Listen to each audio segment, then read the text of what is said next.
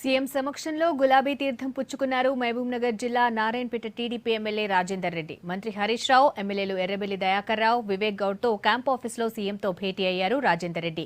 నియోజకవర్గ అభివృద్ధి కోసమే టీఆర్ఎస్లో చేరానన్న ఆయన టీడీపీని ఏపీ పార్టీగానే ప్రజలు గుర్తిస్తున్నారని చెప్పారు. నేను ముఖ్యమంత్రి గారి సమక్షంలో అఫీషియల్గా టీఆర్ఎస్ పార్టీలో చేరడం జరిగింది.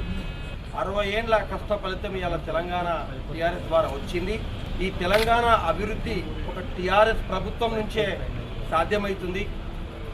ఎందుకంటే ప్రజలు కంటిన్యూగా చెప్తున్నారు, తెలుగుదేశం పార్టీ తెలంగాణకు సంబంధం లేదు, ఒక ఆంధ్రాకు సంబంధించిన పార్టీ. అందుకోసం ఇవాళ మనం అందరం కూడా కలిసి తెలంగాణను డెవలప్ చేసుకోవాలంటే అది టీఆర్ఎస్తోనే సాధ్యము.